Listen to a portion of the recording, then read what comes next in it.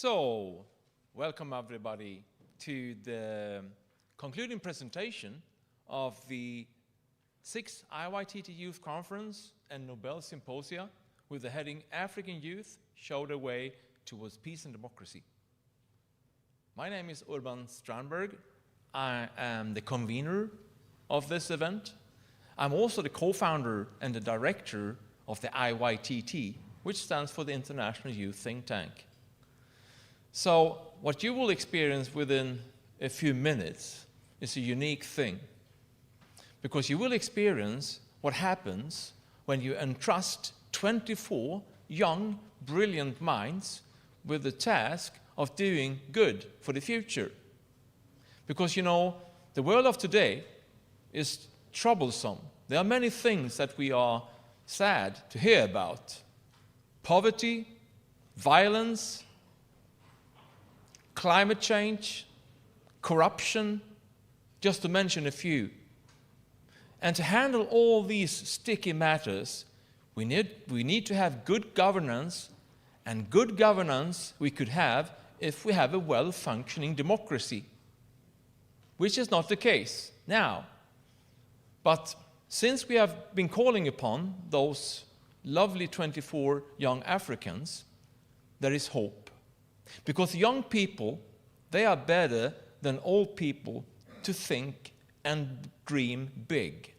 They are capable of thinking about what we don't have today, to think about the unthinkable, to formulate the imagined future that we desperately need.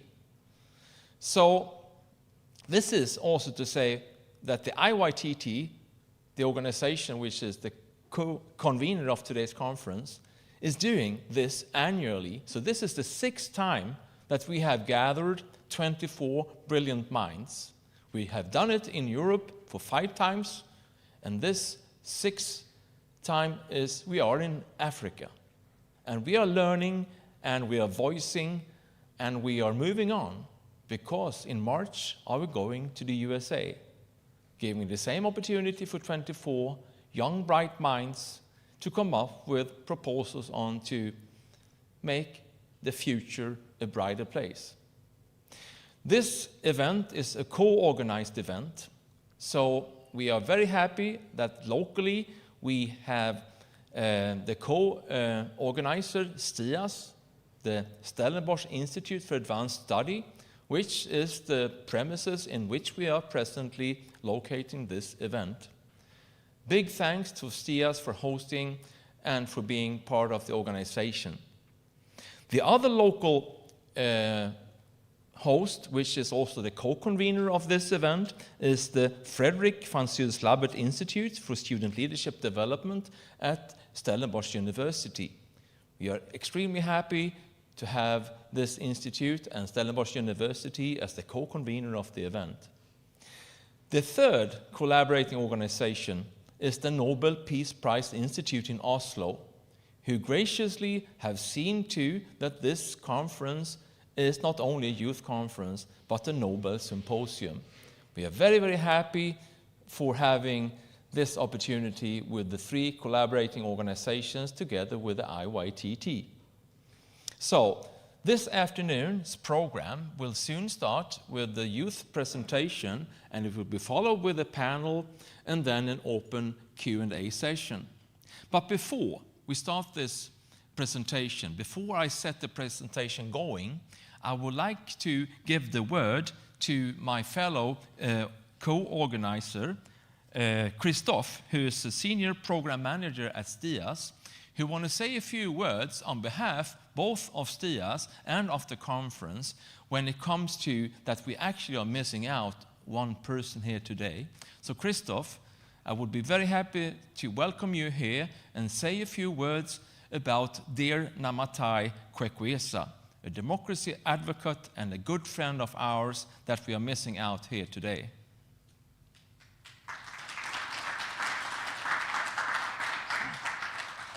Thank you, Urban. Dear friends, welcome also from our side. My name is Christophe Poe, like Urban said. I'm the Senior Program Manager at the STIAS, the Stellenbosch Institute for Advanced Study. Let me just first say that it's been an amazing honor and pleasure to host this event and also to work with our partners who co-organized the event. Urban Strandberg wrote an email to the STIAS director, Professor Edward Chirumira, on the 21st of March 2023, which was the first of very many emails subsequently, many of them starting with, Urban is reaching out. And it's been an exciting process from then forward to finally bring us here together this week. For STIAS, it's also been fantastic to work with the 24 young participants who were selected to be here. You had emails from Georgina many times to make sure that you have your flights and your accommodation and everything. So thank you for your enthusiasm. Also to the speakers and the panelists who, and the experts, and also some of the STIAS fellows who participated in the program. Thank you for all your inspiration and the experiences that you shared as leaders, as academics. I want to single out two persons. The first is our Nobel Laureate, Tawakkol, of course, whose powerful activism is rooted in a deep understanding of our shared humanity.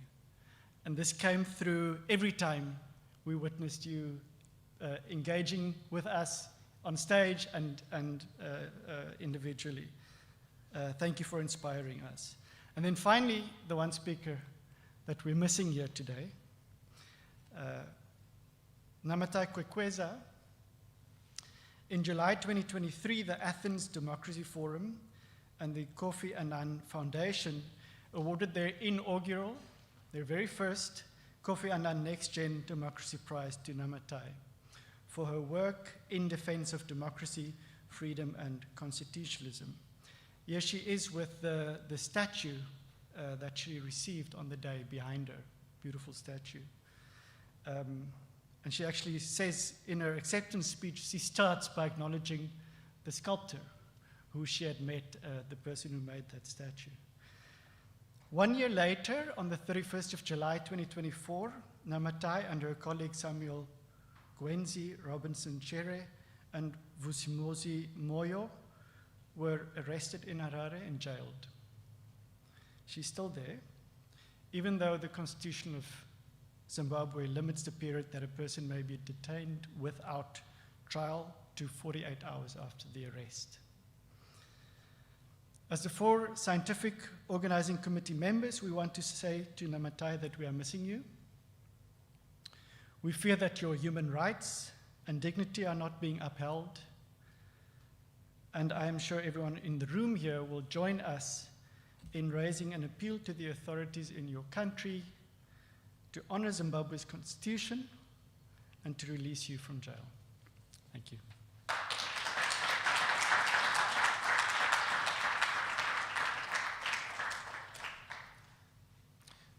Thank you so much for those really important words, Christoph. And our thoughts goes to Namatai, and we are keeping up the fight for her sake and for everyone else to keep up a decent life in a democratic society.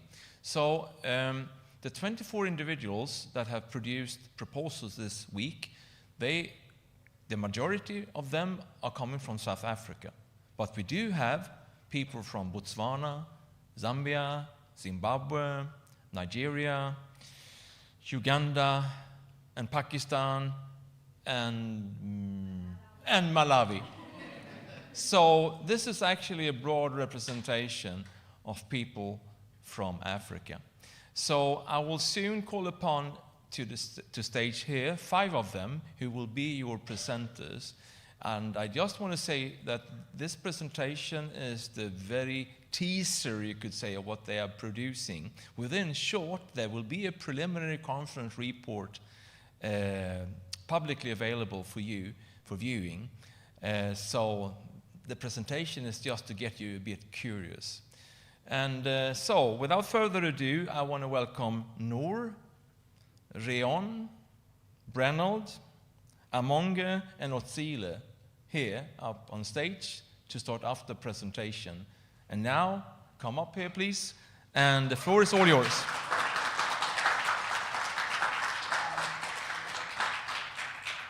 You have to hand it over to them.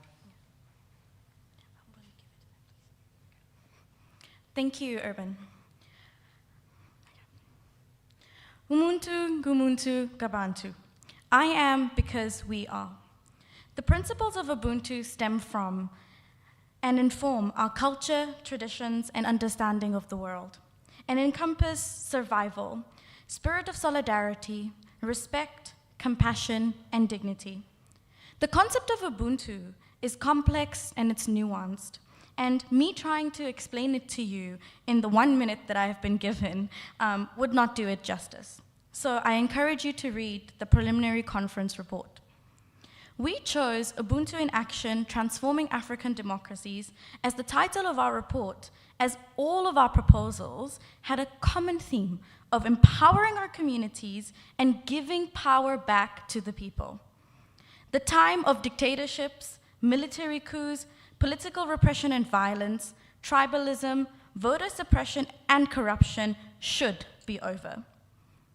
Through our proposed policies, we believe that we can pave the way for new democracies in Africa, ones that center on impactful representation, civic and political education, media and information, and building inclusive accountability.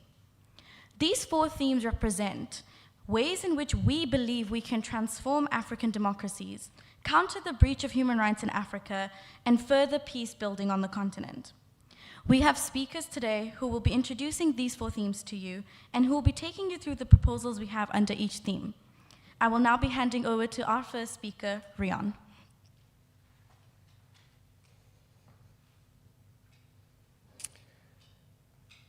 Impactful representation requires that we see 4 things. We see ourselves reflected in the leaders that represent us. We see our interests reflected in their decisions. We are consulted in the process, and we have an intersectional understanding of the human experience and the challenges that we face.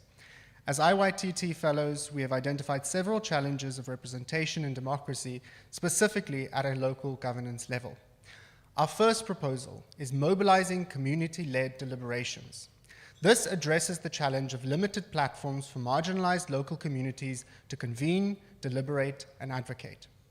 Community groups must be supported to create their own platforms where they can meet and set common agendas. Through these convenings, we envision enhancing cohesion among community members and cooperation with local government. We were inspired in this proposal by our example of traditional community meetings in the Venda culture.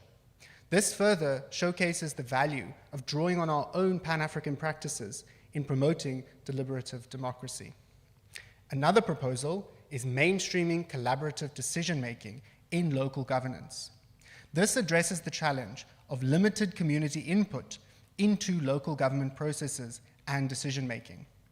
We recognize that spaces for input remain limited and ad hoc in nature. Our proposal is advocating for collaborative governance, where input and tech-driven platforms are used to give citizens opportunities to help shape the local decisions that in turn shape their lives. Another proposal is unmuting excluded voices in politics. This addresses the challenge of underrepresentation of vulnerable and marginalized groups in local government. We propose training and funding the members of these marginalized communities and groups to stand for office in local government.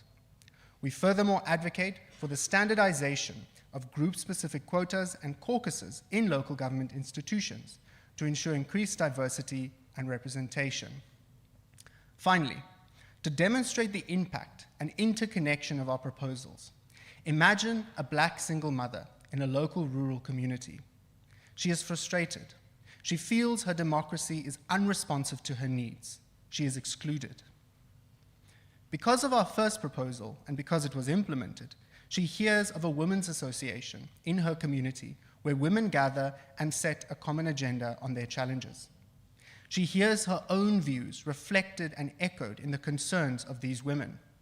Her inspirational character leads the group to select her to attend an upcoming participatory budget meeting at the local town council, which was initiated in line with our second proposal. Through this, she manages to advocate for the inclusion of women issues into the annual town budget for the following year. After 2 years of doing this, she wants to take a greater role and become a decision maker herself. but she doesn't know where to start or how to get funding and support to do this.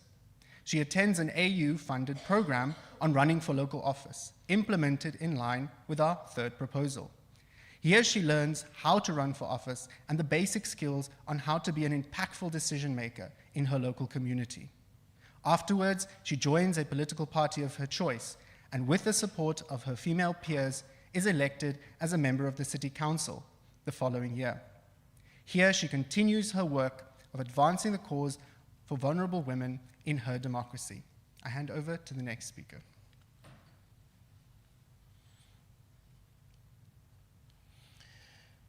The first proposal under this theme, Norms and Standards for Civic Education Funding.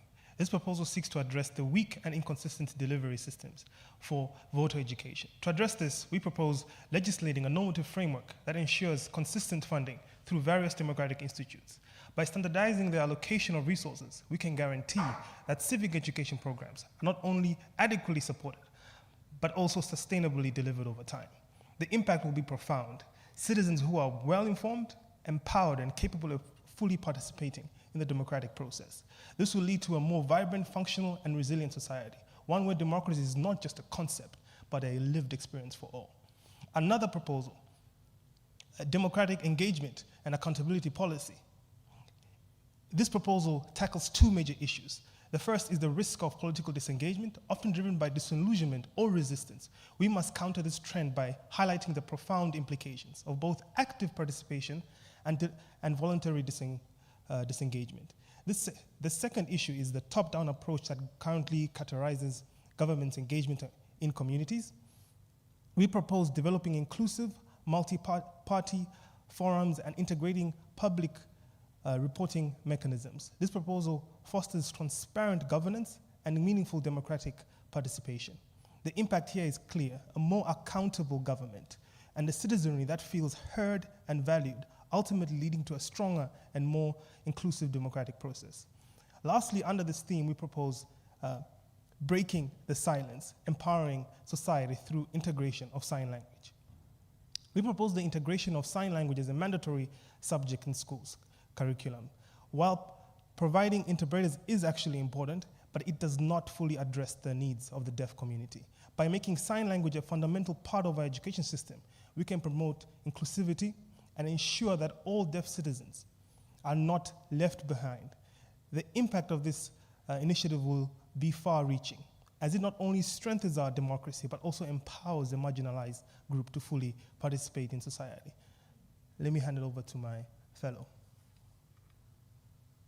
Hello, everyone. Media and information are the lifeblood that runs through the veins of democracy, as they provide citizens with the knowledge necessary to make informed decisions and hold power to account. These are the three challenges that we as the IYTT Fellows have identified concerning media and information. The first challenge is biased narratives and concentrated power and marginalized local voices. The second challenge is concentrated power and undiversified media ownership. The third challenge is reliable data access, privacy, and participation. To tackle these challenges, our proposal is to set up the Pan-African Media Guild, compiled of individuals from various levels of influence, both prominent and emerging voices in media, would formulate the internal structure of the organization, while media houses would join as members, incentivized by reducing licensing fees and permit costs. The Guild is one institution with 3 pillars. The first pillar is biased narratives, addresses biased narratives. The Media Inclusivity Index, or MINC. The annual index would review the diversity of participating media entities along the lines of race, of gender, sexuality, disability. It would really reflect the overall diversity of the content, its creators, and how accessible that is in terms of its language utilized, as well as its distribution mechanisms. The second pillar addresses media ownership and concentrated power. It's ownership diversification, implementing strict ownership caps that stipulate market share limits to prevent monopolies, as well as diversity mandates that ensure a portion of media outlets are owned by marginalized or underrepresented groups. These policies, in conjunction with an emphasis on the protection of editorial rights, ensures that journalists have the freedom to publish critical and factual information about pertinent issues. The third and final pillar addresses data access and privacy. It's around investment, investing in encryption, privacy software, localized data centers, and securing ownership and access to data generated on the continent. It's essential for safeguarding democracy. These measures protect citizens' personal information from unauthorized surveillance, from ensuring that privacy and freedom of expression are secured, these core democratic rights. I will now be handing over to my fellow, Utsile.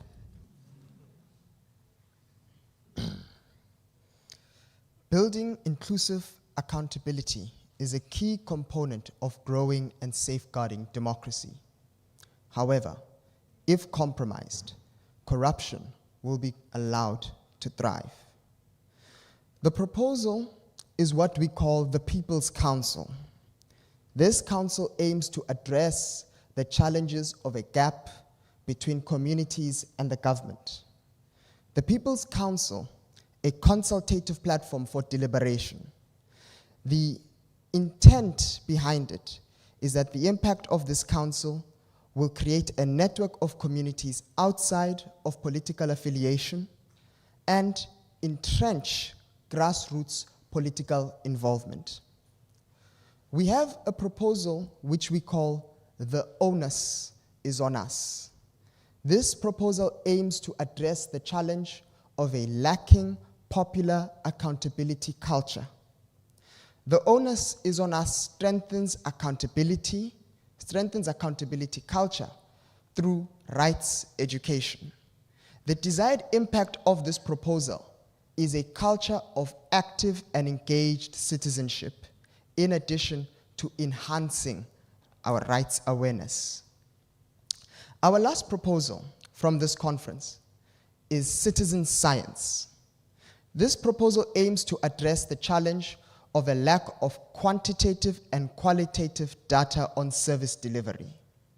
This is as service delivery data, which is unreliable, will not be contextually relevant to those communities. Citizen science aims to train community members to do specific research. The desired impact is that relevant, responsive research is gathered and is then escalated to service delivery issues. We thank you so much for your time and attention. Please visit our website for the full preliminary conference report, which should be available on there soon. And we encourage you to stay tuned. Thank you.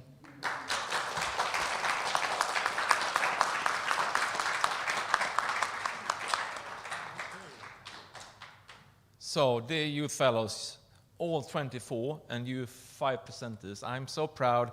I'm almost crying, and I will cry later. That I'm quite sure about that. So now you will have the great opportunity to answer some questions and reflect on some comments from a panel. Because we have a very, very prestigious, wonderful panel who have been sitting here and thinking through what you have been saying. And I will present the panelists to you and prepare what they have to say. So the panel will be moderated by Ceclilia Malmström, who happens to be the co-founder of the IYTT. She's the former EU Commissioner for Trade, the former Commissioner for Civil Affairs, among other things. And she's also on the advisory board for the IYTT, and she will be the moderator. So Ceclilia, please come to stage and I will present. So there will be 3 additional panelists. One of them will be online, and that is Kevin Casas-Zamora. Kevin is the Secretary General for the International IDEA. Kevin, I'm so happy that you are here, even though you are not in the room. You are running a very important organization that is promoting democracy, and you are also a very good friend of the IYTT. Thank you so much for taking the time to be with us today. My pleasure. And then we have Tawakkol, Karman, who is from Yemen, the Nobel Peace Prize laureate from 2011.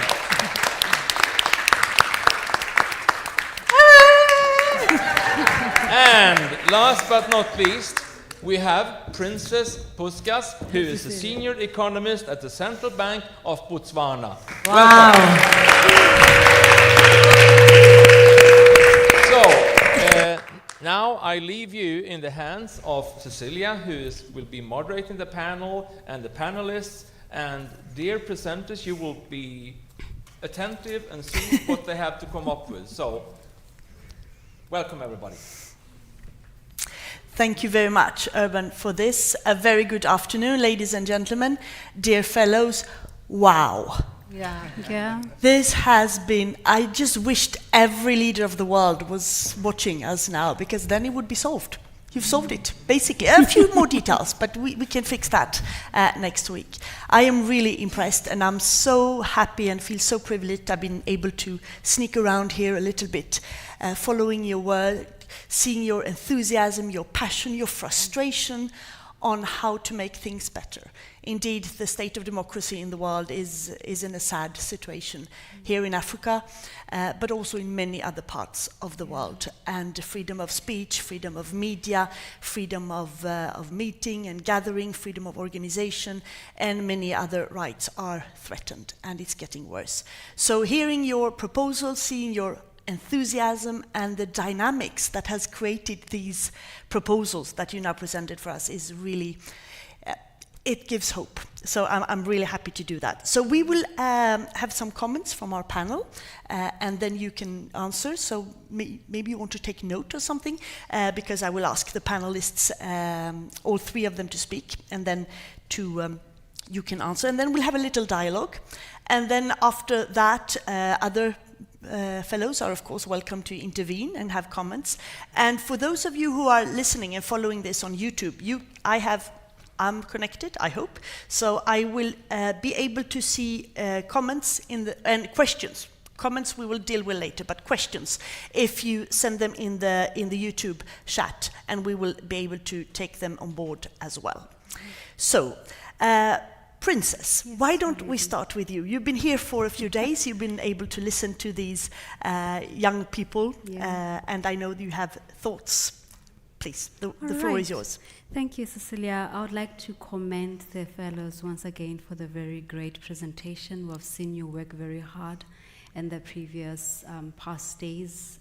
We are very, very proud of you. Now, I guess my comments, Cecilia, as you said, when we talk of impactful representation, it is important to have effective democracy, as the fellows said, and we need an impactful representation. Like Abraham Lincoln said when he defined democracy as the government of the people, by the people, for the people, right? So it is important that you have highlighted an element of inclusivity in your presentation. That is actually good, because you are including these people. And I know you have had a short period of time to actually come up with this very, very good presentation. But I know, again, you're going to be able to have time to maybe come up with a report. What I would want to then emphasize is research does show that increased productivity does come from you including more people into the democratic process, right? And then what I would want to say is, research also says there would be, if I may say, 3 components to democracy.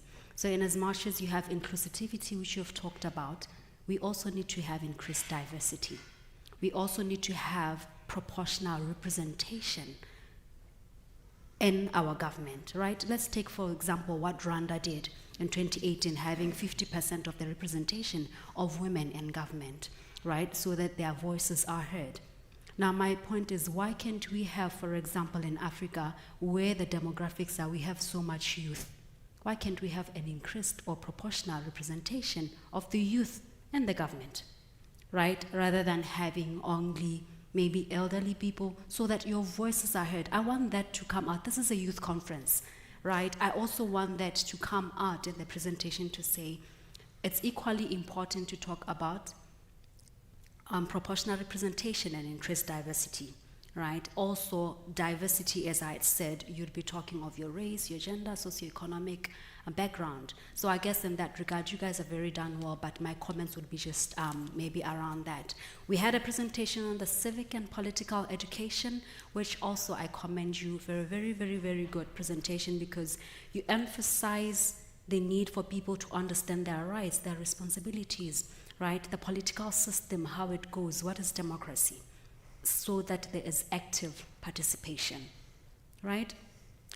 But also, my comment, Cecilia, we need to have the youth justify their problem, voice out your problem, the urgency for you to be involved in the system, isn't it?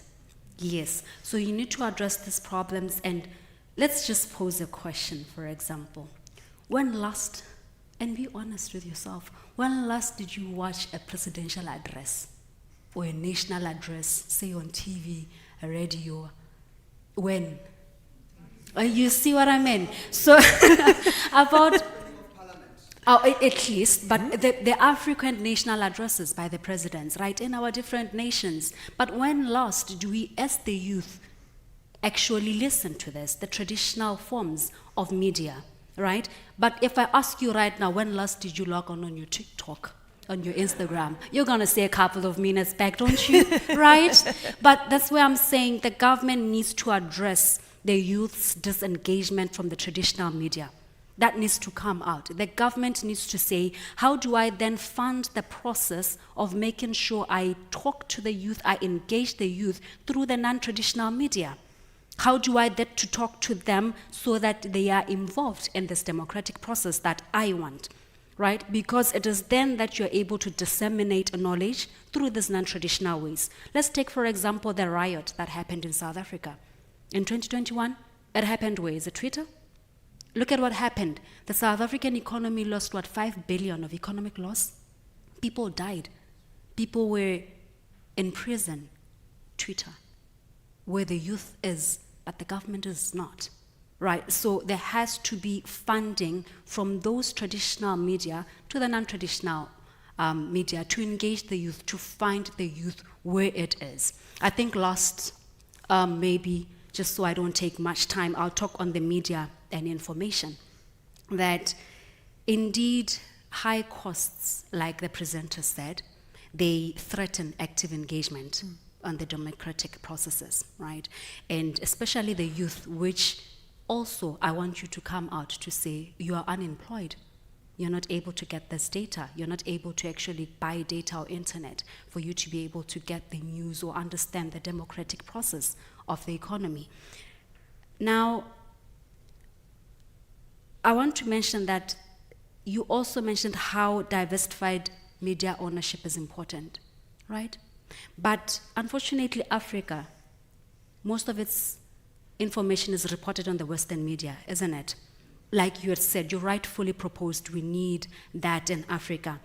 And this is similar to, I would like to read out her name, Chimamanda Ngozi Adichie in Nigeria, who spoke on the dangers of a single side, the single story, right? So it is indeed important that we have represented media from Africa so that they also tell our story. I mean, if the Western media is only going to tell their side of the story, it may be true, it may not be true, but what does it do for us? How does that harm us, right? So as I said earlier also, where are the youth leaders in being able to say we have to be active in social media for greater presence, because we need greater presence. If we say the marginalized, the vulnerable, it's the youth, you, isn't it?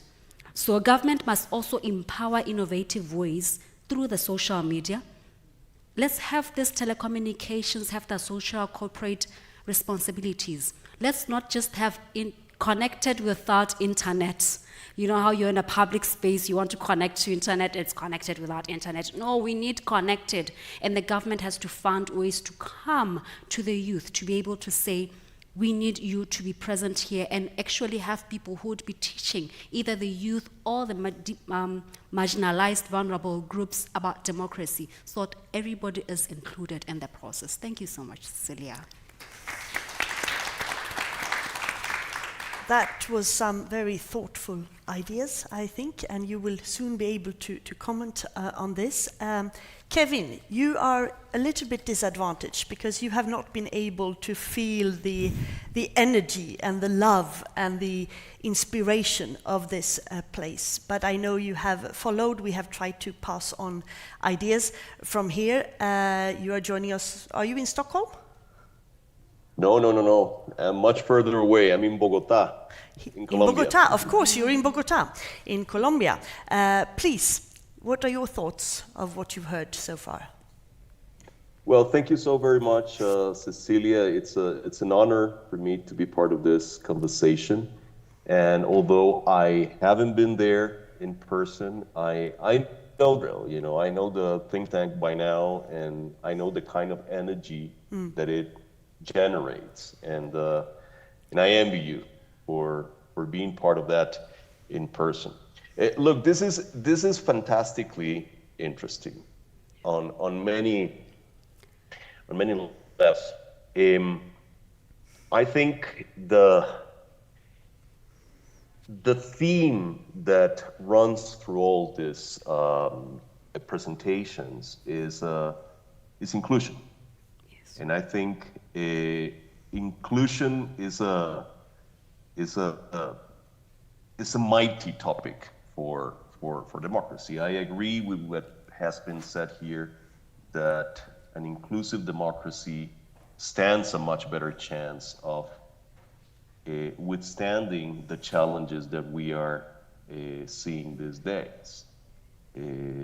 Part of the problem that we are seeing with democracies is that, a big part of the problem is that democratic communities are being fragmented, are being pulled apart by forces of polarization, by forces connected to inequality, and by the sheer weakness of the mechanisms that we had invented to integrate preferences and to integrate demands coming from society, particularly political parties. So the question of opening up our political systems is a truly important one, and allowing political systems to represent all voices in society. So I commend you for that. The two questions that came to my mind as I listened to the presentations and as I saw earlier versions of the PowerPoint presentations is, and here, I'm gonna wear my doom and gloom hat as a political scientist. They say that economics is the dismal science. I'm not sure about that. I think it's political science. It is wonderful to have all these ideas about creating new fora for deliberation, about making the media landscape more open and democratic and inclusive. All those things are, finding sustainable ways to fund civic education. All those things are great. I mean, I agree with all those. The thing is that they challenge power structures. And we have to think about those power structures. I mean, all these ideas should be underpinned by a political economy analysis.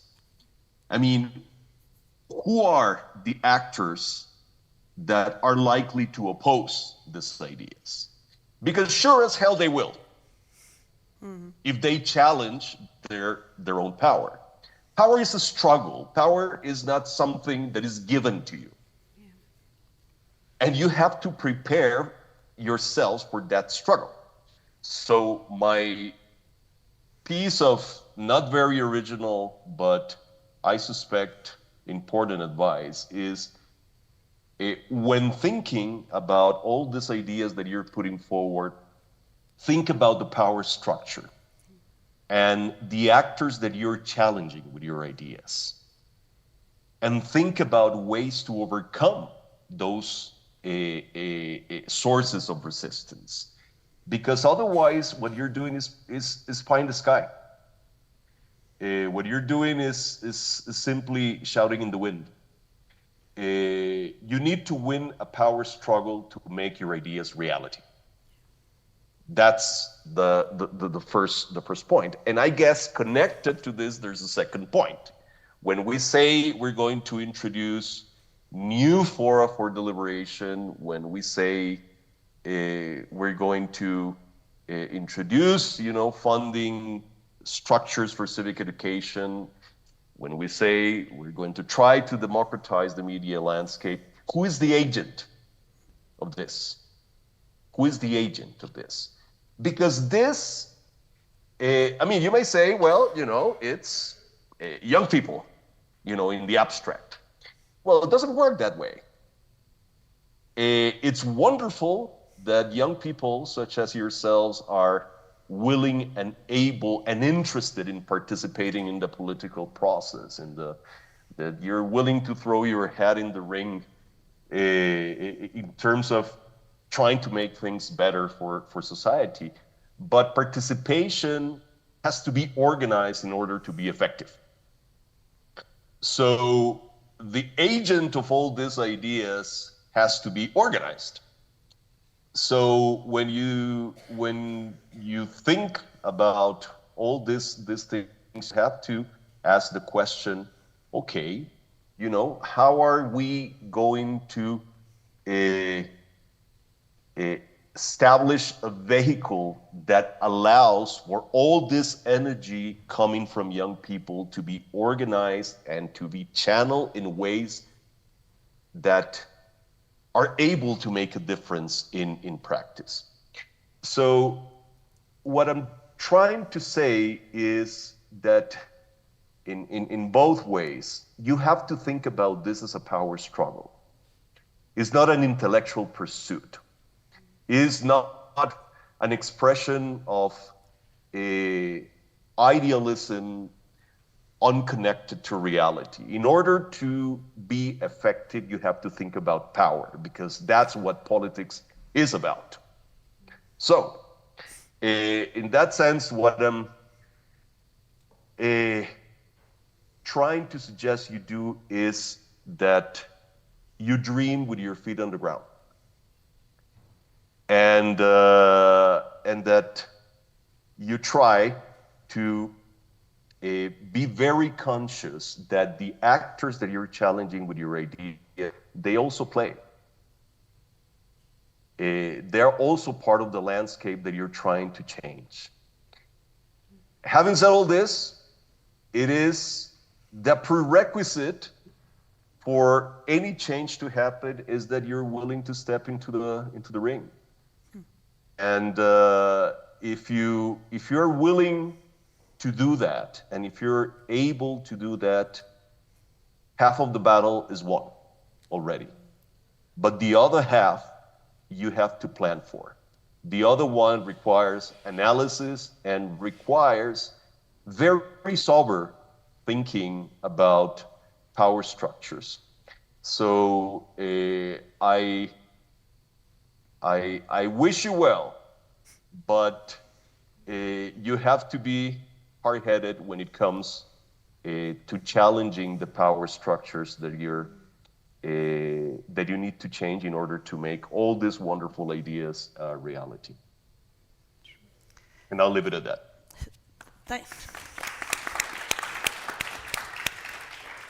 Thank you, Kevin. those were very interesting comments. To their defense, they've already been here for 4 days, you know. Yeah. There's time. Moving on to you, Tawakkol, we have had, those of us who are in the room, we've had the pleasure to listening to you at least twice this week, and you've been very generous sharing your thoughts and ideas and advice on democracy as well. So now you've heard some ideas. What are your comments? Oh my God, I'm so happy, so happy, and first I'm so proud to be here with the IYTT. So thank you so much for this work, great work. This is my first time to be with you, and it will not be the last time. We won't let you go, don't worry. I like your work, and I like those organizations who really work with the students, and now we have students and young people, and they are, most of them, undergraduated, and that is very, very important, you know. Time to talk to the youth and to tell them that they have the energy and time to make the change.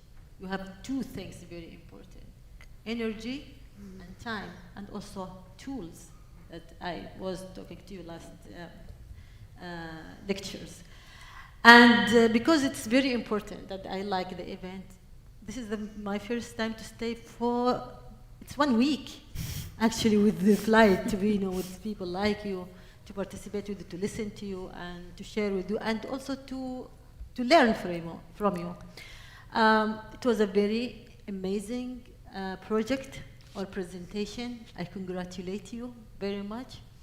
And I don't have any doubt that you, 25 young people, I'm very sure that you will do and create a great change. Yeah. I don't have any doubt. I'm not saying that to encourage you. But what I'm seeing and what I knew from my experience, those young people like you, who we trained them, who we gave them the knowledge that not other people that had the opportunity, they are the one who made the change. In my organization, Women Journalists Without Chains, in the beginning, the first target that I target people like you, students, young people.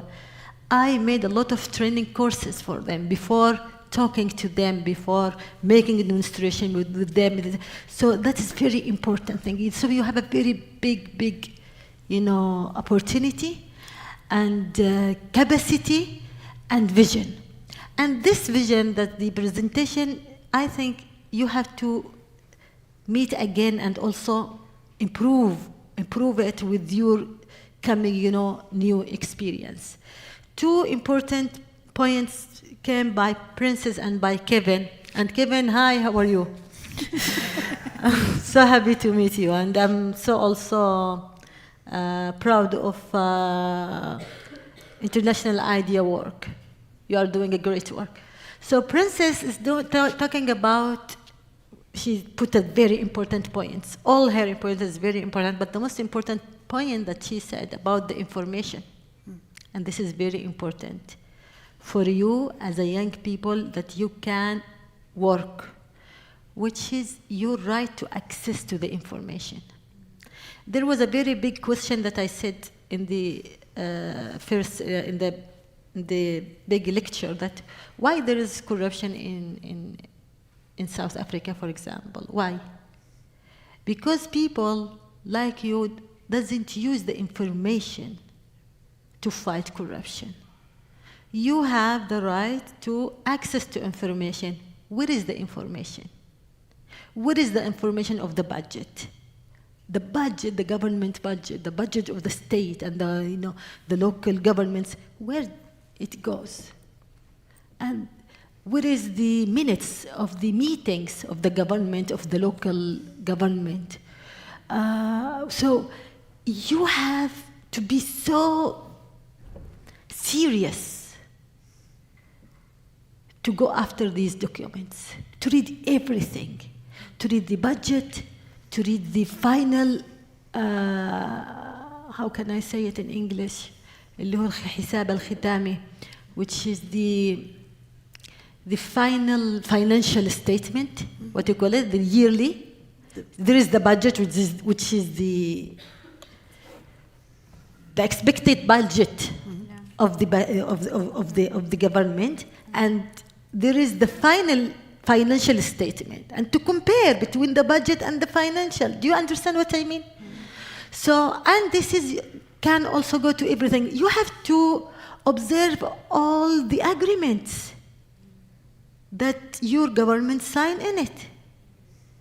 The agreements with the international cooperations, with the businessman, with the etc., etc. So access information is the most important tool for the young people to have the power. Yeah. Power is not only to be in the government. Information is the power. Whether you are human rights activist, lawyer, teacher, doctor, we have a lot of young people from many sectors. I met some students, they are a doctor, and some they will be politicians, some will be economists. So any field you are interested in, you need information. You need information. So if you don't have it, if your government, if the authority, whether it's in the federal system or the local government, doesn't provide you, ask for it. They have to provide it for every citizen. This is your right. The second thing, which is Kevin talk about, which is what is the power that you can, through this power that you can achieve your projects, your dreams. What is the power? So there is many things, many ways to reach to this power. So the power to change as a one inside the authority, either in the government, either to be president, either to be member of parliament, or any level of the authority, which is, I really encourage you to do that. Each one of you should decide that one day he will be the president of his country, at least. So the president of African Union, the president of any kind of of parliament. So any kind, the prime minister, etc., the minister. So to create the change from within the authority itself, and this is this thing that you have to dream for and to work for. And there is another thing, which is another important power, which is to participate in the political life through the political parties, the existing political parties. Be part of it, change it, and lead it. So we want to come one day here and to see the president of the opposition party from these young people. Or create your own party. Why not? Create and gather people around you. Create your own party and participate in the public life. And the other thing, which is the NGOs. To be a leader in NGO, in any organization that you created, it's very important. It's not less important than be president, or it's very important. Because this is what I call it, I call it change by institutions. I don't know if it's the literal, translation from Arabic. We could say التغيير بالمؤسسات. It's a change by create your institution. Create it. Any institution, any organization that you can, your dream and your project, because you as a person can make change as a person, send some voice, but you have to gather people with you. You need to have people to support you. And this need an organized, this is what Kevin said, the organized work. How will you organize people, and how will you mobilize, mobilize people around who believe with you in this idea? Again, any idea. And yesterday we were talking about something, about the political, and I told them, when we encourage young people to do something, it is not just to be against the dictatorship and authoritarian regime, this is for me, I see the biggest struggle that all of us, all the people should, if they live under authoritarian regimes, they have to be the first priority. Because the authoritarian regimes is, the source of all the problems, all the collapses. But also you have another thing, you can work in the medical system. So anyone who, and I came from United States, and yesterday I met one student from United States, and she said, what can I do? I said, you are the most important one that can do a lot as a student in the United States. First, because the United States is the biggest country that it should rule the safety and the security around the world, while it unfortunately participates in distributed. They didn't make their work well. And second, because United States itself suffers from many problems inside it. Healthcare system is, I think, it's one of the worst, system in the world. The education. Young people like you doesn't have access to the universities without debt. Mm-hmm. So there's many problems in United States. So you have, as a student, has to see what is the problem in your society, and has to appoint yourself as the representation, as the representative of your society, and as the leader.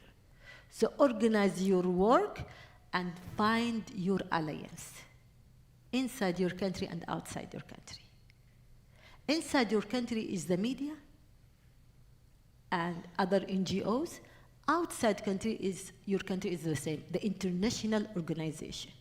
Make a good partnership. Look, well, this organization, I'm work with the journalistic rights. So I have to work with those organizations that work. Email them. Follow them, invite them to go, and the same thing with the medical sector, in the economic sector, etc., etc. And the last thing also is very important for you, special people who like business. We need a great leader in the business sector. We need, because this sector is unfortunately is blocked, is closed to certain, families or corrupt people. No, we need a great young people, new young people that can create a new change. Because we need them as something will build the country and will build the world, and also we need them to finance. Indeed. To finance. So I think you will do a great work. I'm so proud of you. I'm waiting a lot, and I'm sure the coming days, the coming years, we will witness great leaders from this hall. Thank you so much. Yeah. Thank you so much. So can you feel the pressure? We all see you as future leaders in one way or another. I think you're right, both of you. Thank you so much for your first comments. Can I invite the 5 fellows back on stage if you want to comment? And we'll to pick up any of the comments or questions or ideas that came up from here, and then we will involve the rest of you in a little while. But I want you to be able to respond to advice, encouragements, warnings. I just want to do a little thank you. More than anything, I think I've learned a lot from this experience, from all of my amazing fellows who are not on stage with me, but from all of your incredible engagement. So I just want to start with saying thank you.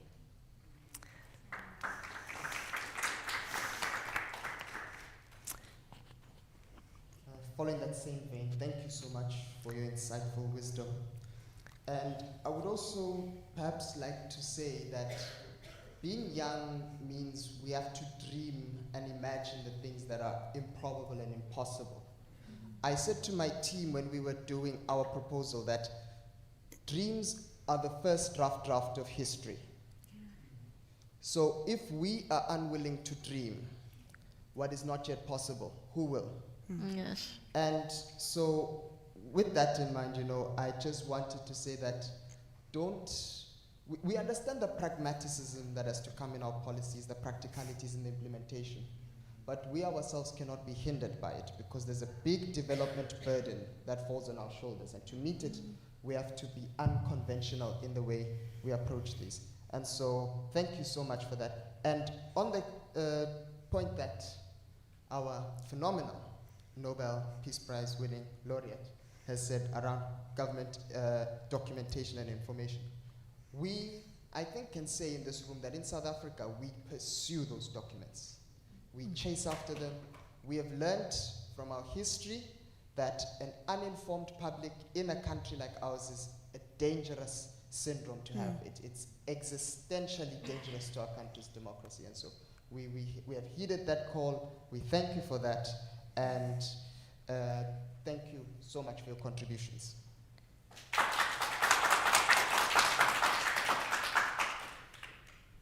I'd also like to express my appreciation to the panel. I think I just picked up on a few points, specifically around what Kevin raised, where he noted that it is a power struggle that we are in. And I think the Nobel laureate, you also mentioned, Tawakkol, at some point, that we have to mobilize ourselves in strategic partnerships.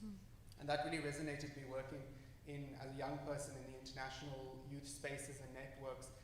There are very much organizations that do youth engagement really well, and there are ones that just do it copy-paste, and it has no impact. You, for example, go to some of these conferences, and they're like, it's a youth conference, but then it's just youth for the entire conference speaking to themselves in a side room while the event is going on, or while the adults are speaking in a different space. And I think I really want to, from a youth engagement perspective, also appreciate, for example, the way that the IYTT team designed this program. There was a lot of intentionality that went into the last 4 days to say there must be spaces for the youth to meet and consolidate amongst themselves, but then there must also be spaces where they learn and listen to those who are more experienced, those who have gained the on-the-ground experience, such as yourself. And then there's also that very unique place where those two groups come together and then start co-creating. And I think, especially in Africa, we are very proud to have a few examples of how our continental institutions are developing new ways of engaging with young people. We think of, for example, the African Union's Youth Envoy, those kind of initiatives. We see that there is a hunger.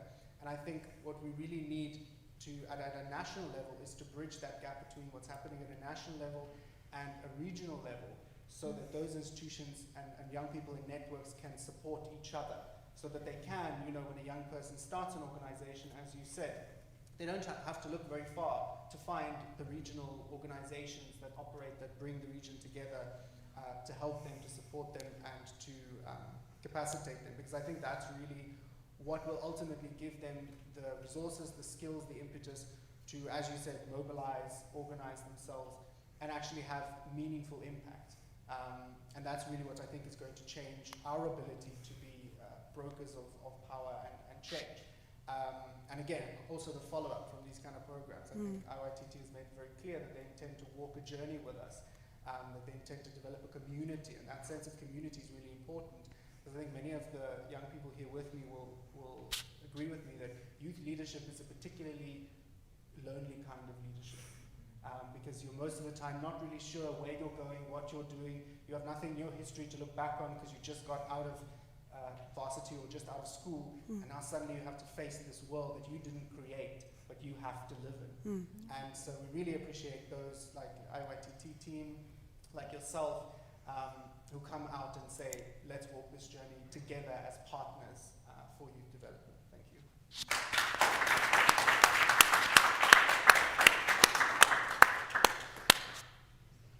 You want to add anything for the moment, or stay there for a while?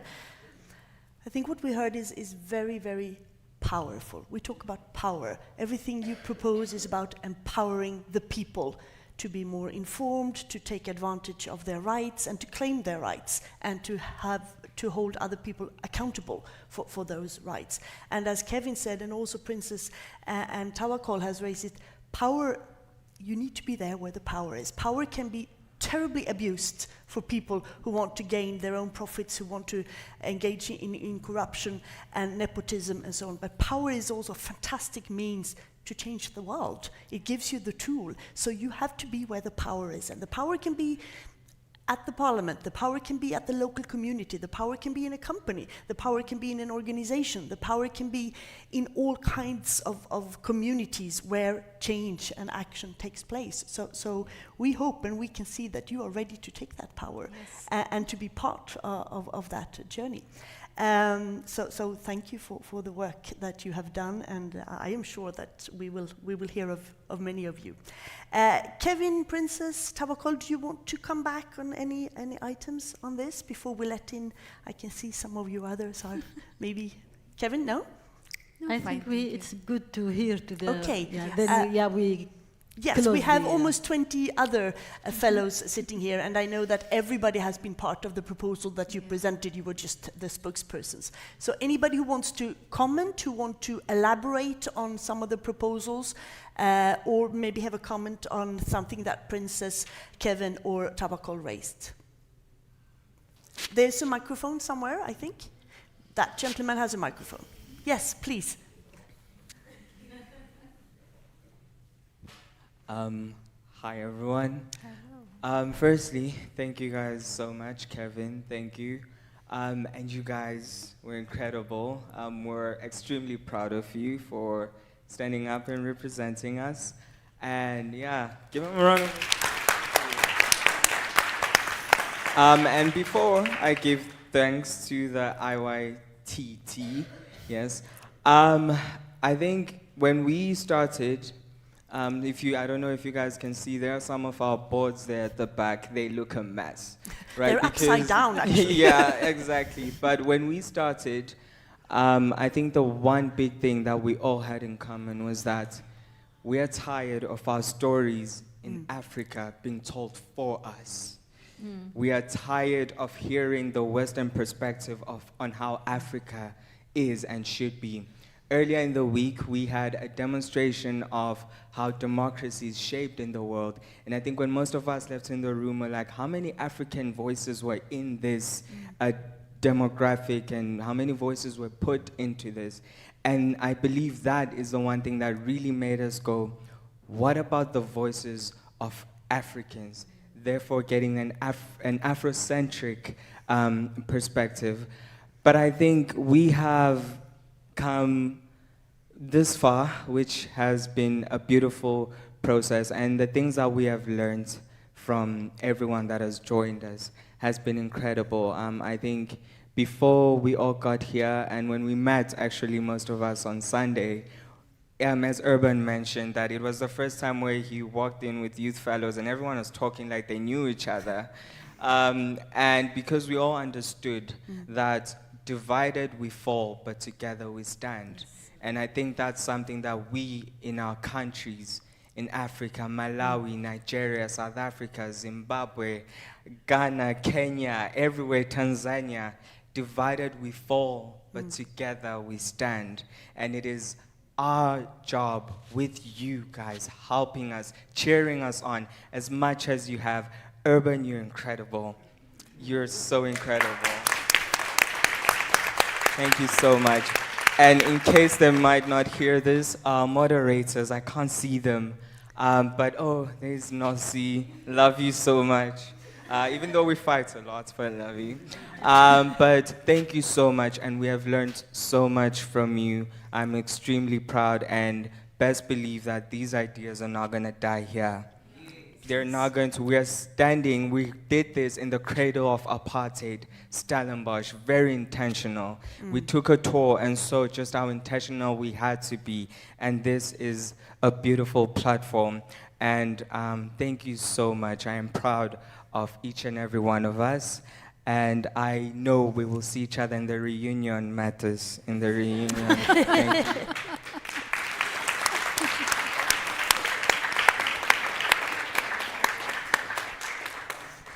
Anybody else who wants to take the floor? I can tell you that in the chat, people are sending hearts.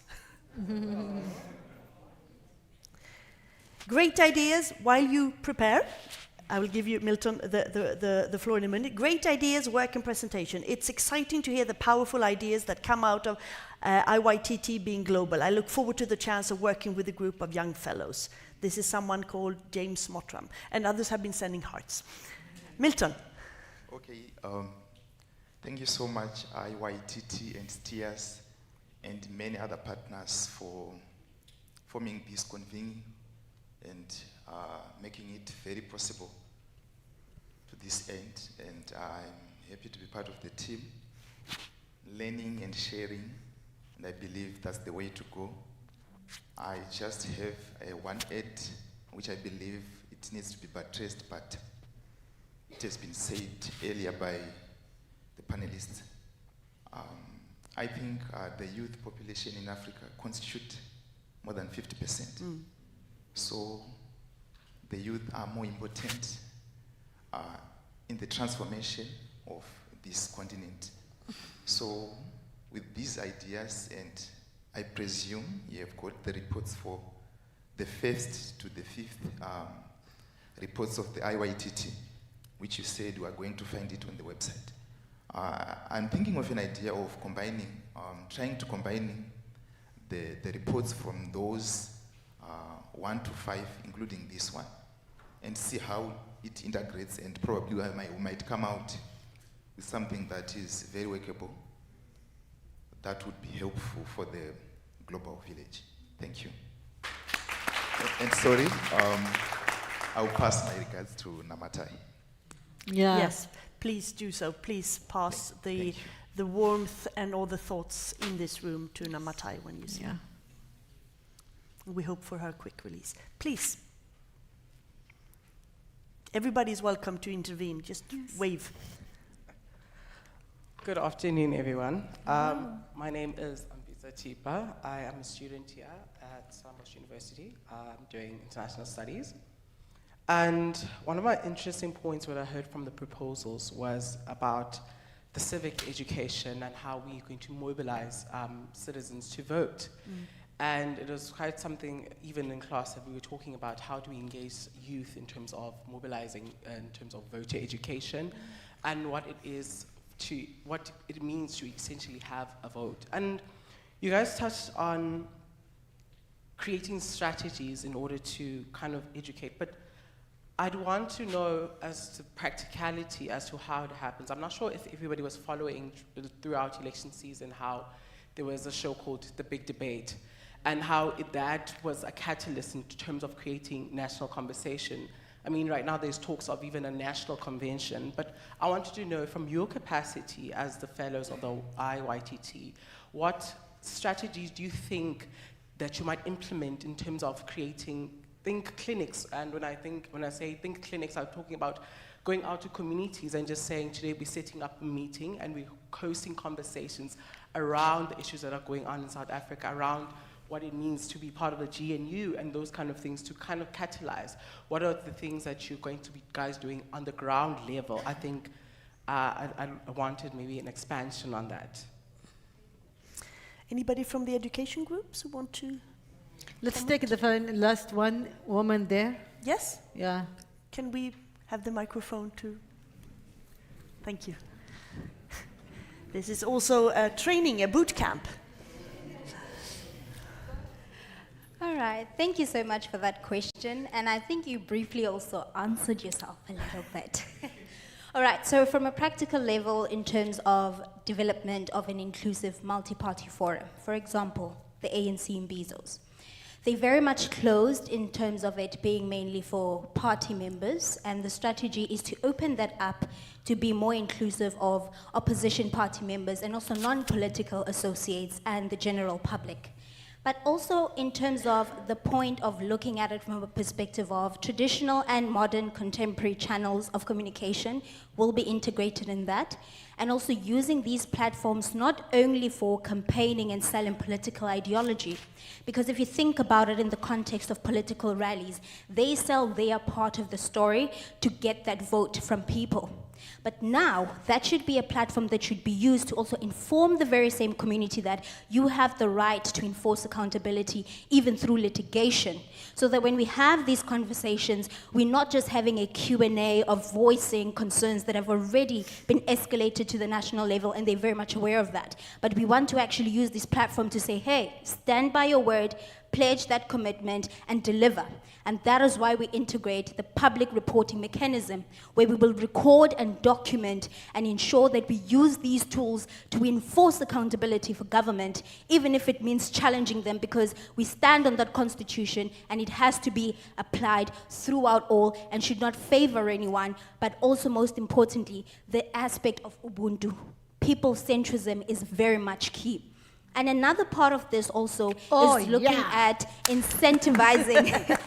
We're looking at also incentivizing and creating opportunities for youth engagement, to say that if you participate, these are the various opportunities, such as a government internship, some form of a program that puts me not only engaged but involved, so that I am part of that monitoring and evaluation process. And in addition to that, we are looking at the civic education in collaboration with the rest of the other policies that were raised, to say that we are going to be using media and information to distribute these conversations that are being held, but we also have mechanisms to challenge the government when they fail to deliver, to make sure that this democracy is very much representative of what we want, not what they try to sell to us through manifestos, but what actually the people on the ground want. Therefore, civic education is very much important in not just equipping in terms of the information and understanding, but actually knowing how to use the very same information to implement the transparency and accountability. I hope that answers your question. That's good. Wow. Thank you, Hope. I think we saw the future Minister of Education there. So remember where you saw her first. Anybody else? Yes, please. Hello, everyone. So before I start, I just want to see if you guys notice how representative our group is. Yeah, so we're very, we chose really well. But before I say anything, I just want to commend the STIAS committee for what they did. At the Stellenbosch lecture, Ms. Tawakkol mentioned the importance of our constitution. When we got here, they gave us the constitution. Yeah, so thank you so much. I've been looking for that type of book, so I'm so excited. I'll study it. Yes. And then Ms. Princess also mentioned something about how, as the youth, we also need to be active in listening to the president speak, being always attentive to what he says. And I feel like that for me was a reminder that in as much as I advocate for things, I also need to put myself out there. I need to be more than informed in order to inform others. So thank you so much for your insights. And to the IYTT organizing team, thank you so much, Mr. Urban. You have a beautiful heart. Thank you so much for everything that you have done for us. Coming into the conference, I didn't know what to expect. And after the first day, I remember telling the group that, you know what? Africa is in good hands. Thank you.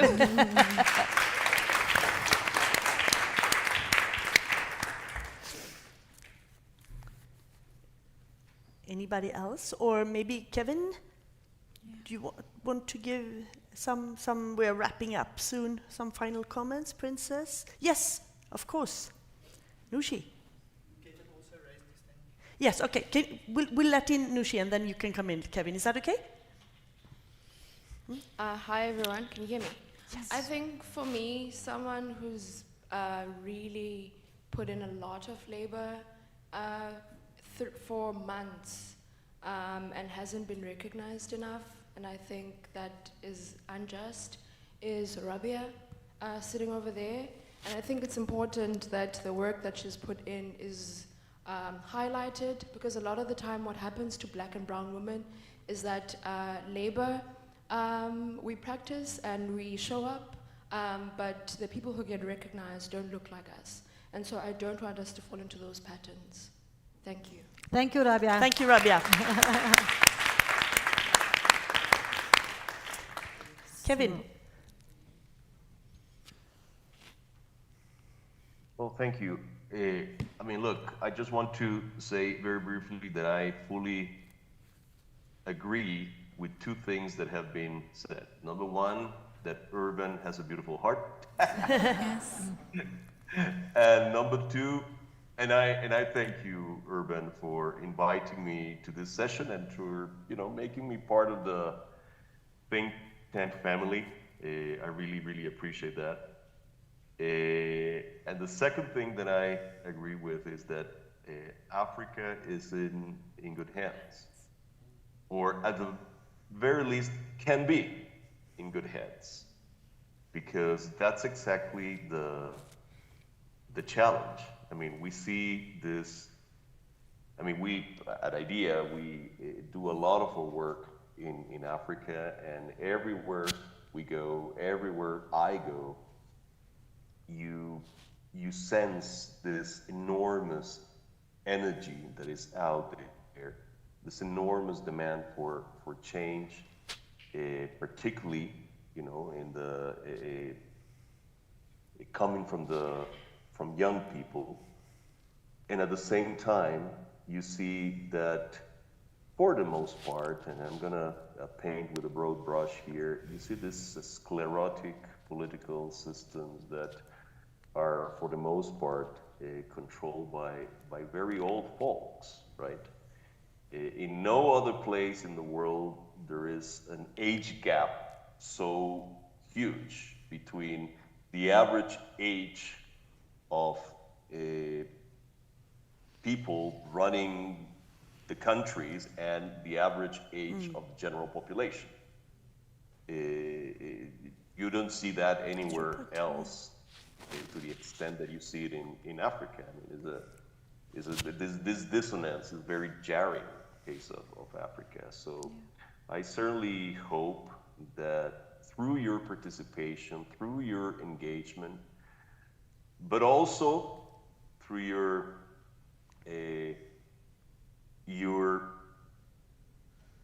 willingness to get, and I go back to my earlier remark, your willingness to get prepared for the power struggle that you're gonna face, the continent will manage to close that gap, so that younger people with this kind of energy have a meaningful say in the way their society is run.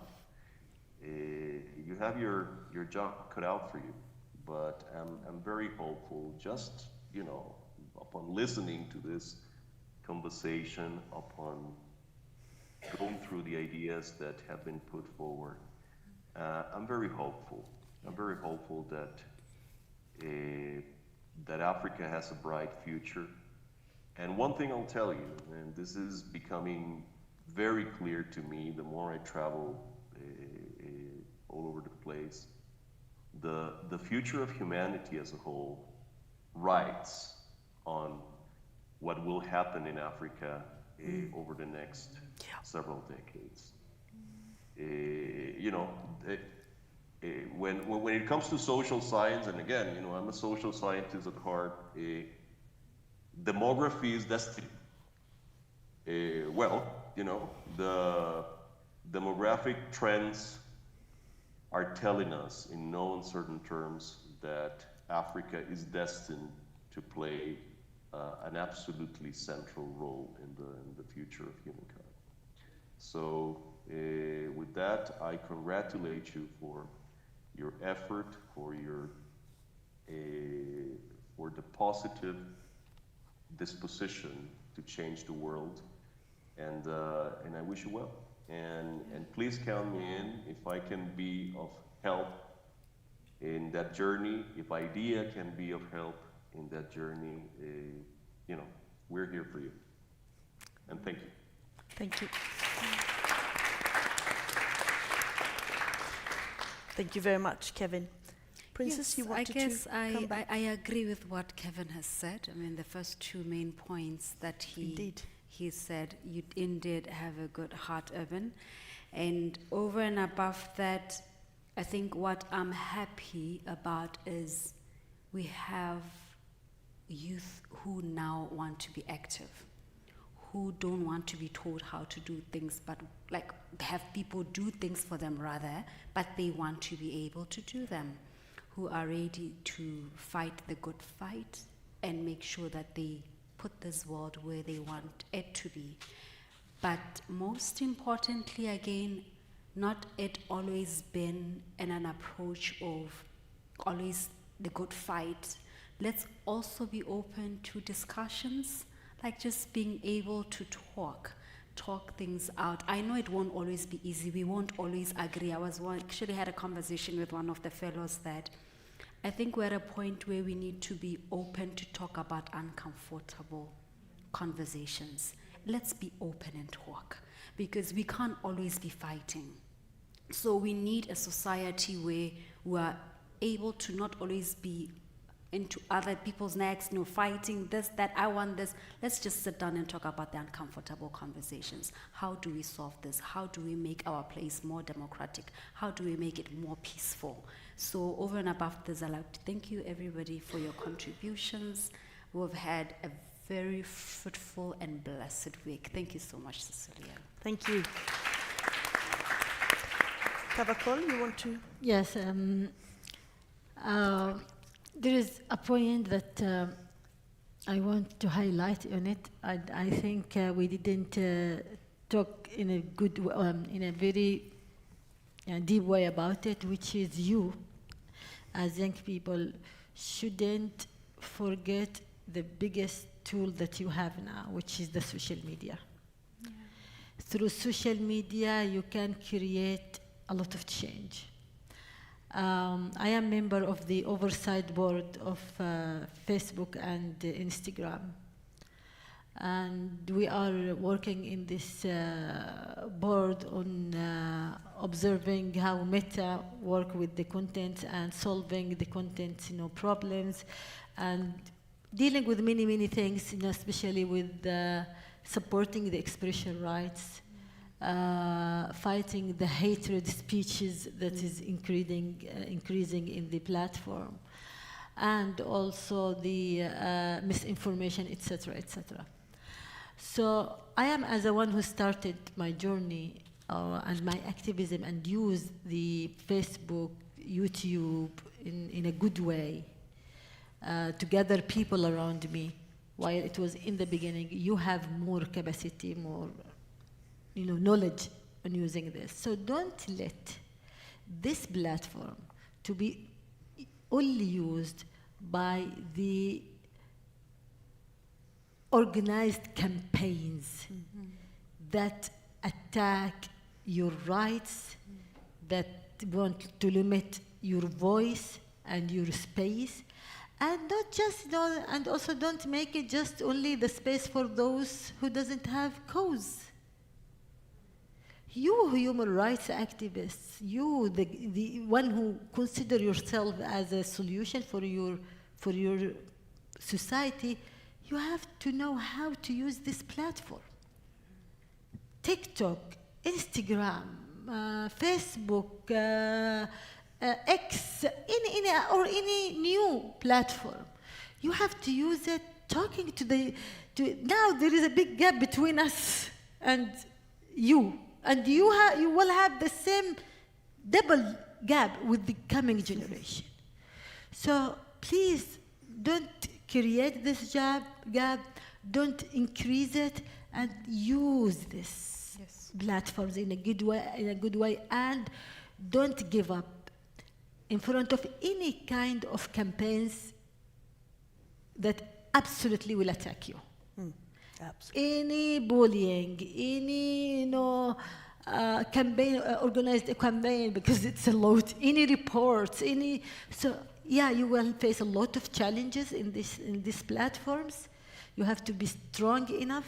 You have to be brave enough, because we lose a lot of youth, a lot of young people, because they become what they call it? How can this? In English, give me the word. They lose hope. They enter to the depression because of the this kind of campaigns, this kind of bullying.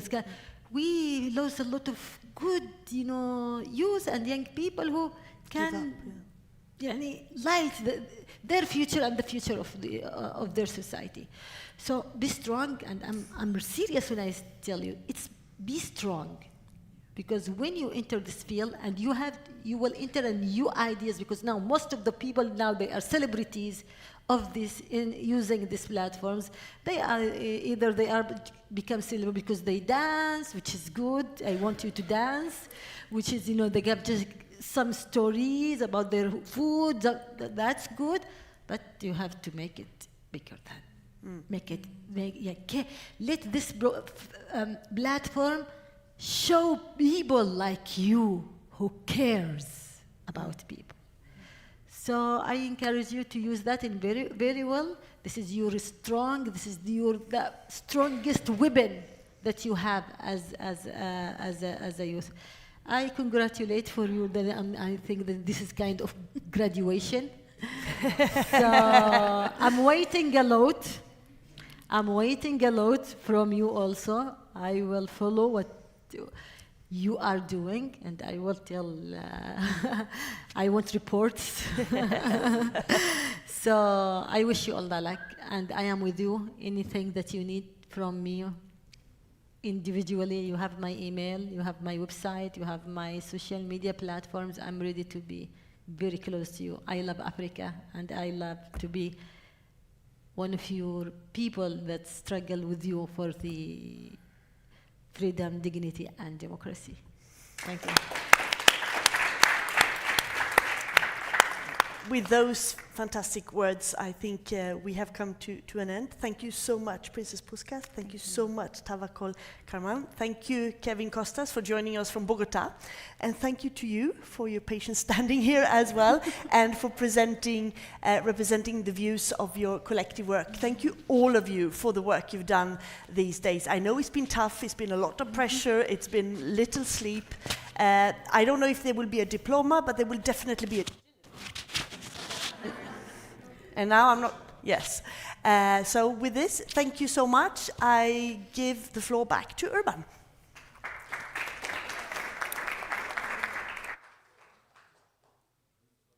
So, dear panelists, thank you so much for being here and giving us food for thoughts. We have some concluding words here, and I will start, and after me, my co-convener Heidi October will follow. And I will walk you through 3 different things, but maybe I will wait for the photographer to do what he's doing. Perfect. So I want to do 3 things. The first thing, I want to reflect upon how it is to tap in a little bit about the comments that we have from the panelists. I have never been to South Africa before. I arrived here 3 weeks ago, together with my wife, for a 2-week traveling around, because how could I come here and run a conference with you and haven't set my foot on this land? So we traveled around quite a bit, and I'll tell you about it. We've been to Johannesburg, we have been to the township of Soweto, we have been to Kailicha in Cape, we have been on a safari, we have been to Stellenbosch, so we have seen quite a bit. And the bad things that I've been seeing, I mean, for one thing, I've never ever been to a place where there are so much barbed wire. I have never been to a place where there are so many electrified fences. I've never been to a place where I have seen so many poor people and where the extension of poverty is beyond imagination. I mean, those are depressing things. But then again, I have never been to a place where I have met with so many happy faces, despite all the other things that are bad. And I was thinking for myself, electrified fences, barbed wire, people seem to be afraid of one another. Violence seems to be an everyday thing everywhere, and that's a very depressing thing. And then I came here, meeting up with you. From the very start, in the Sunday program, which was the socializing part, I was so stunned about your big smile, You are socializing with one another, with me, with the moderators, with whoever you got the chance to socialize with. You are showing such great trust in one another. I mean, there was such a big contrast. That was not, you're not individuals who are afraid of others and putting up barbed wires and electrified fences because you are afraid. And so, the conference went on, and you kind of nailed down what you have been nailing down. And for me, the red thread in your proposals are very people-centric and very focused on, may I say, bypassing the established institutions of your society, because you think that the established institutions are bollocks, basically. And the organizations and parties too, because they have failed, because there is such stark poverty, so much violence. So you are proposing new ways of engaging people, and every proposal you have, basically everyone, is very, very starting from the individual. So I think that you have from my perspective, you are so profoundly sound in thinking and acting and living as true Democrats, because you are starting with individuals. And your analysis is pretty good, I think. If the established institutions and organizations couldn't deliver better than this very depressing things that I have described to you, the barbed wire, the electrified fences, and the huge poverty, and the corruption, then you better build from the start by your own. I think this is pretty amazing, and it gives me personally so big hope for the future. And I agree 100% with Kevin that this is a huge provocation. Of course it is, for those in power. But it should be. It must be. And it will not be easy, no way. But you are right spot on what we need to see in Africa. That was the first thing. The second thing, and Milton, thank you for bringing up the thing about combining what young people think in different continents. IYTT is not a one-off. IYTT is an ongoing thing. It's a traveling organization. So in March, we will be, as I told you by the beginning of this event, we will be in the United States of America, Washington, D.C., organizing a similar conference like this. And in July next year, we will invite some of you, some of the North American youth fellows from the March conference, and some of the European youth fellows to a conference with 24 youth fellows from 3 different continents for a full week meeting in Gothenburg, where we started the organization. Give you the possibility of learning from one another, sharing views, experiences, and proposals across continents. So that is what the IYTT is about, because I think that you have unique ideas in Africa, but some of our ideas, I think, are overlapping with ideas from Europe or from the US. And when bringing different ideas, different individuals together, then I think we have the huge strength of doing something for a brighter future. And in addition, for those of you who don't know about the IYTT, from this conference there will come a conference report. The preliminary version will be finished just within maybe a day from now. All the proposals will also end up in what is called the IYTT Handbook for Innovative Democracy. So there is a handbook which is growing thicker and thicker and thicker for every year, because we're adding every year's conference to that handbook. And the handbook is thought about to inspire people. In addition, and this is Reon, thank you. You were saying, you were characterizing what we are doing as a little bit different, because we are not having, the IYTT is not like the kids' table, which many youth organizations are. The IYTT want to bring together youth with the established, powerful people, with the example of today's panelists. And that is also to say that we wouldn't let you go. This is not, I mean, of course you have graduated today, but I expect from you pretty much more.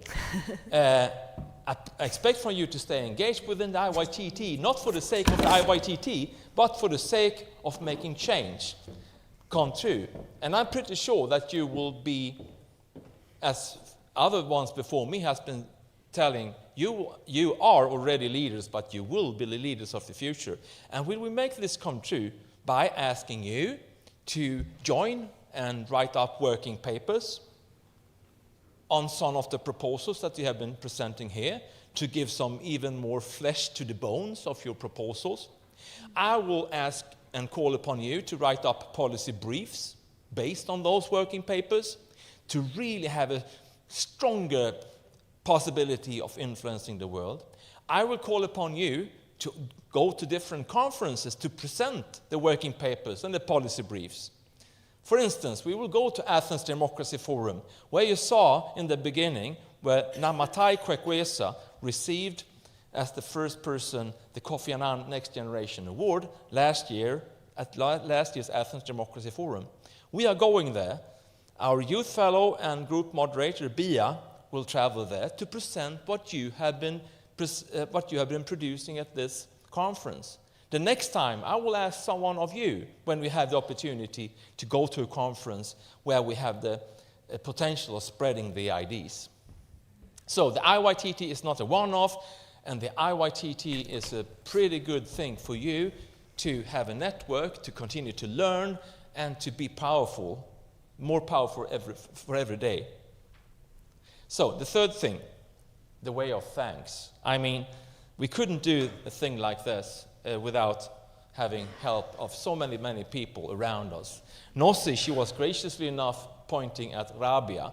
And Rabia has been in the local team, not only being a group moderator, but fixing so many things in the prepping, in the planning, and the execution of the conference. Nossi, you yourself has been part of the planning team and of the execution team, stepping up as a group moderator during this week. Entirely indispensable. Thank you for that, Nossi. Gina at STIAS, who has planned all the traveling for enlarging, an amazing, indispensable thing to do. Logan, where do we have Logan? Logan, our social media, everything, with a big smile. What you have been doing is just amazing. We have Gamu at STIAS, who is not here, helping us out in the planning. Nolde Yoso, who is also in STIAS, making the program. Annelle at Stellenbosch University, who has been the media officer for what we have been doing. We have Nell Marie at STIAS, helping us out. Mattes Rauch, IYTT Youth Fellow, one of the group moderators. We couldn't do without you.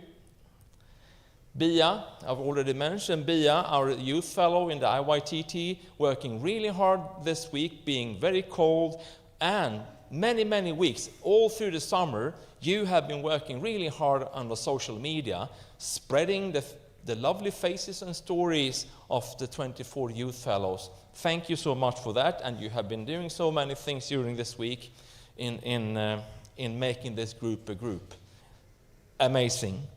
Hank, where we have Hank, the photographer. Technicians in the room, bear with me, I don't remember your names, but you have been amazing, making everything possible with a smile. And last but not least, we have had some food and coffee and other things here because of the lovely staff and caterer of this place. Without them, we hadn't been capable of doing this. So that was my round of thanks. And but the biggest thanks still goes to the youth fellows.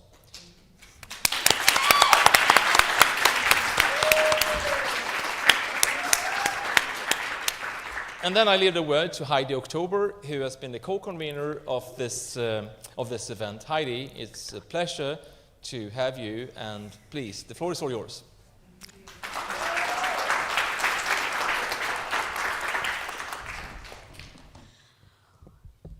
Good afternoon, everybody. We've reached the final phase of a very exciting week here at Stellenbosch University. For those who are joining us online, we hope that you got a little bit of a snapshot of the amazing youth fellows that we came to learn a little bit more about over the last couple of days. I reflected a lot this week, and it took me all the way back to last year, December. I was at delivering a paper at the Copenhagen Business School, but I decided to stay on a couple of days on a extended self-funded trip, and I took a train and a ferry all the way to Gothenburg to meet up with the convener, Urban. And what drove me to do that? When we receive an invitation to partner, one of our key criteria would be, as an institute, we only partner with those that we can feel a sense of belonging, common commitment, long-term impact, and that we're not going to get ever involved in a snapshot, dipstick approach to human rights, democracy, social justice, and citizenship in general on a global level. I am indeed happy that we've decided to pursue this partnership, and I'm incredibly grateful for the learning opportunity that I had during the last couple of months, together with the other scientific organizing committee, the organizing committee, but especially our 24 youth participants. I don't think you realize the major impact that you have on staff members. So don't think that your community will only be the 24 of 24.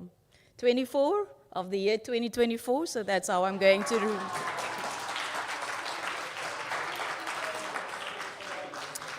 You have been challenged a lot over the last couple of days.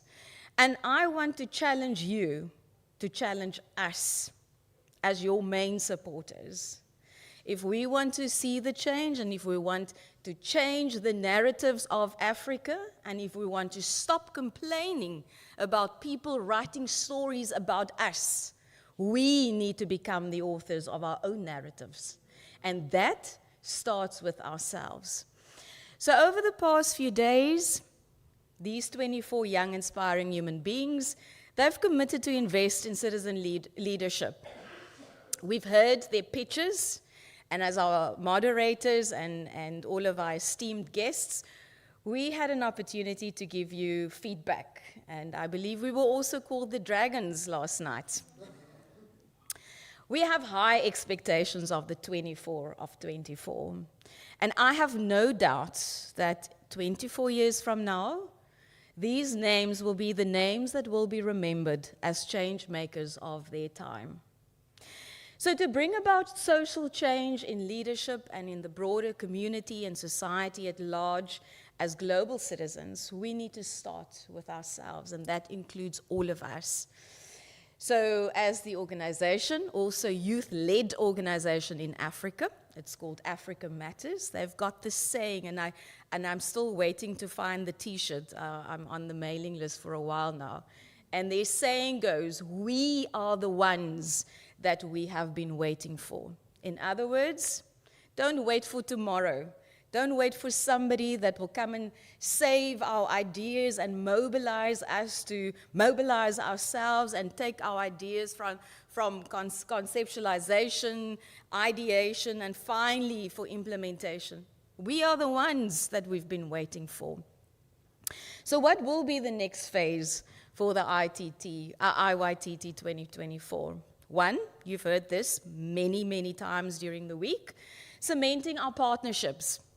Secondly, expanding our networks through all the IYTT partners, and you've heard there's been a couple of amazing opportunities waiting on you through the invitations that Urban will be extending to you over the next couple of months.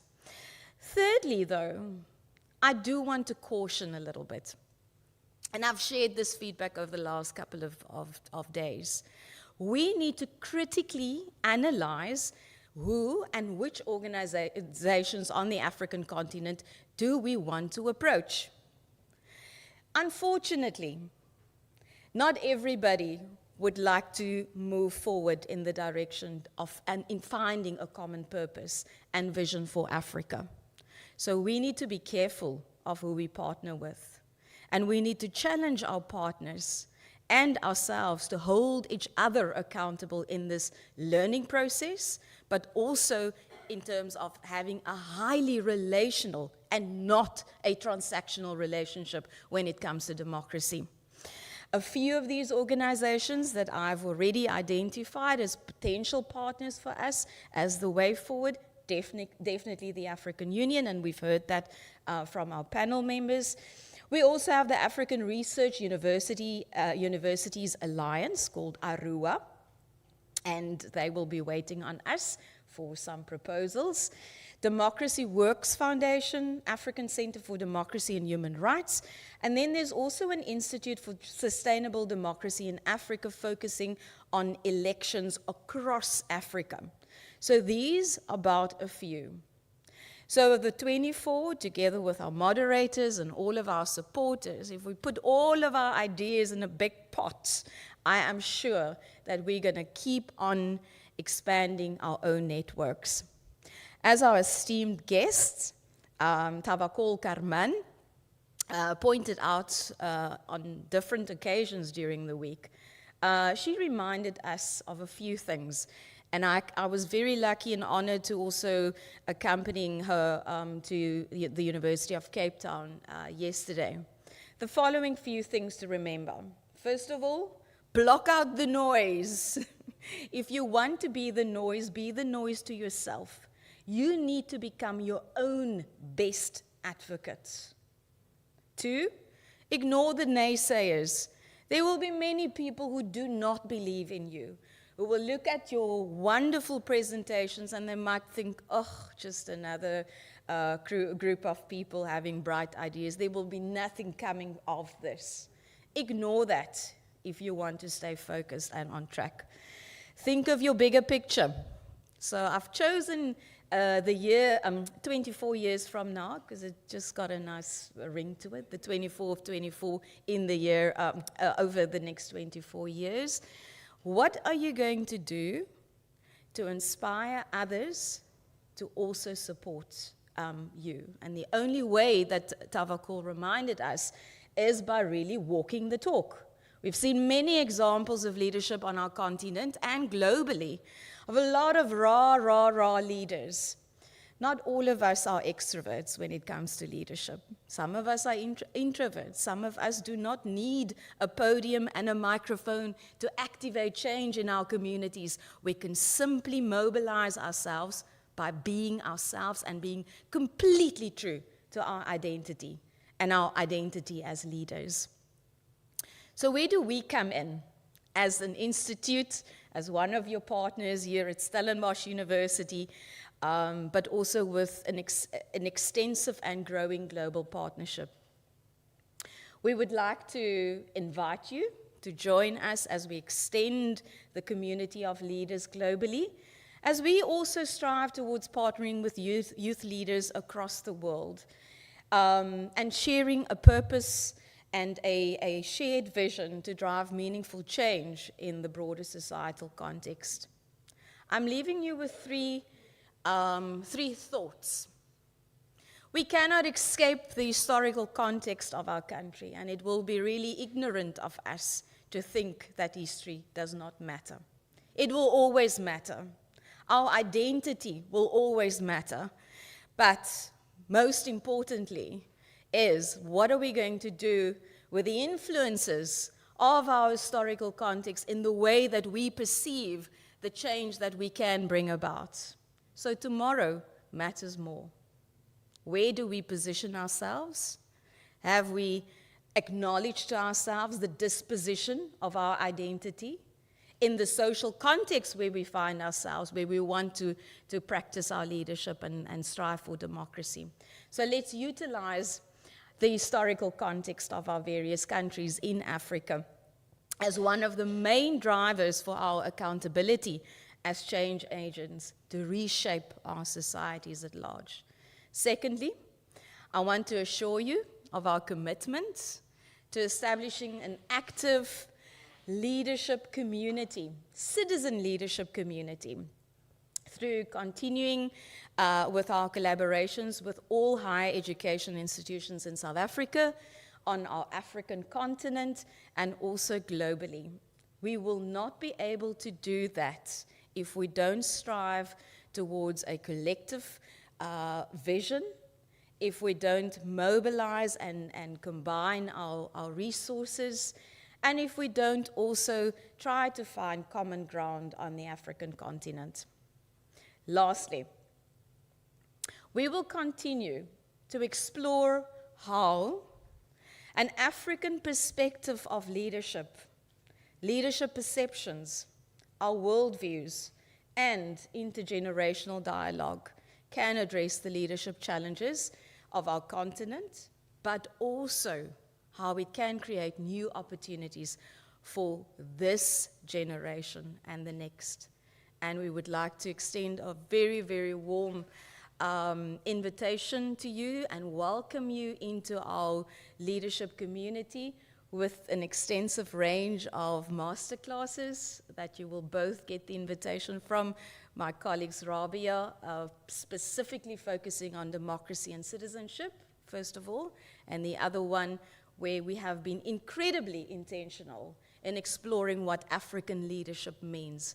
So to move from, I think, beyond the scholarly approach to leadership, we would like to partner with you to take our theory and build our theory, but most importantly, to bring that theory into praxis.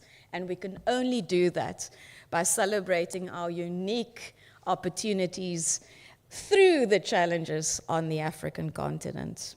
Ubuntu. Thank you.